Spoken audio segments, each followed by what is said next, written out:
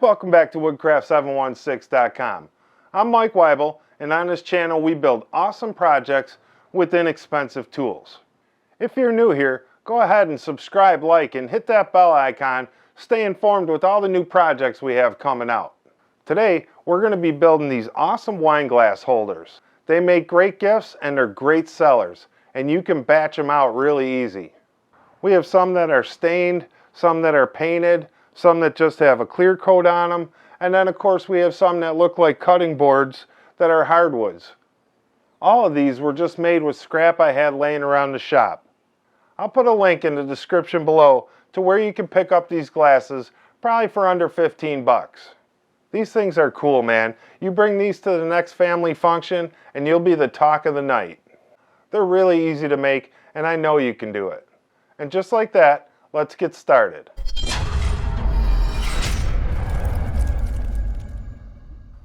The first thing I'm doing here is ripping down these 12-inch pieces of pine to 3.5 inches.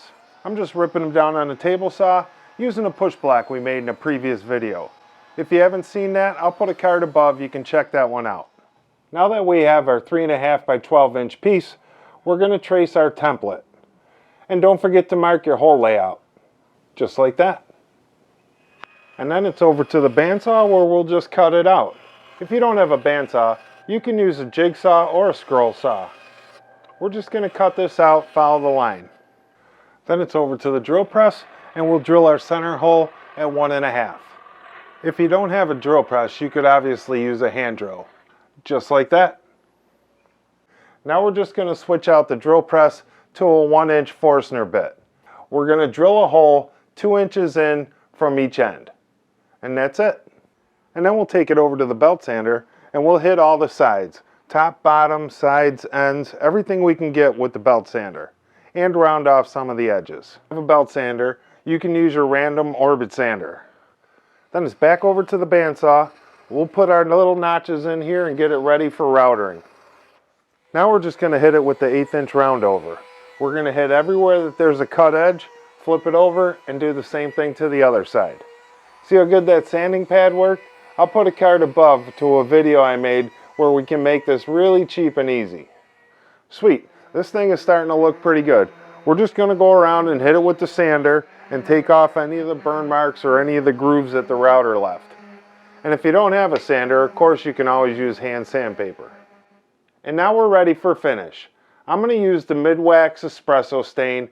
I'm going to scuff it up and make it look a little rustic, so I'm not too worried about being careful with the stain. And we're going to go ahead and paint one of them. And just like that, these things are done.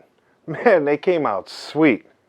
And this design is so simple. You can do it many ways. You can make ovals or miter corners or all kinds of different styles you can make.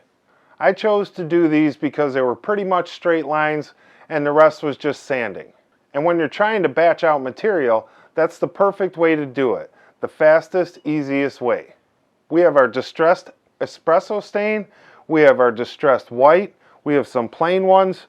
I even glued up some of my hardwood scraps and made some out of those. And over here we have some walnut and oak, we have some padauk and oak, we even have some mahogany and pine.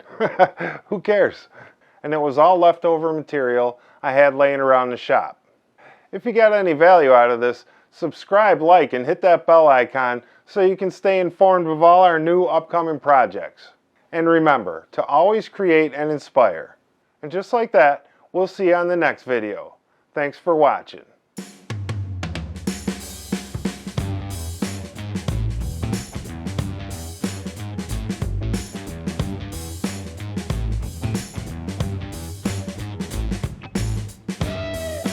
Just like that.